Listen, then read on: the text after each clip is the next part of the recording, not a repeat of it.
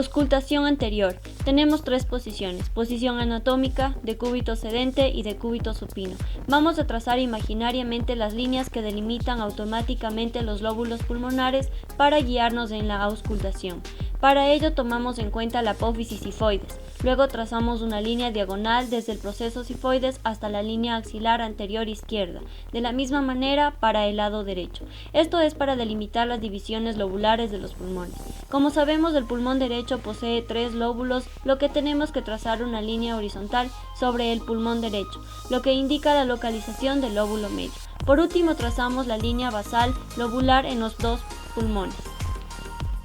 Puntos de auscultación. Primero ubicamos la campana por fuera del esternocleidomastoideo sobre el borde supraclavicular y bajo la fibra del músculo trapecio. Luego de ello, ubicamos bajo la línea media de la clavícula.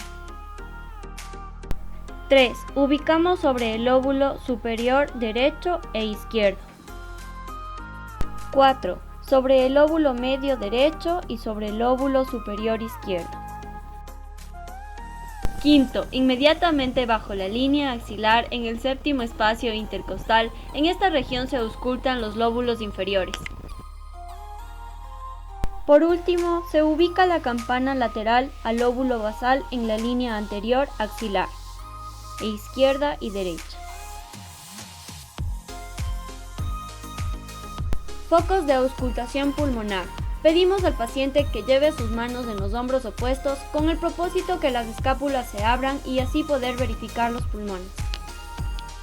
Auscultación pulmonar posterior. Se recomienda 2 posiciones. 1. Posición anatómica. 2. Posición de decúbito sedente. Es importante valorar dentro del área intraescapular y recordemos que el lóbulo medio no se ausculta por medio posterior. Trazamos una línea imaginaria por el borde medio de las escápulas para marcar la zona intraescapular, la cual se expandirá al abducir las escápulas. Ubicamos los puntos.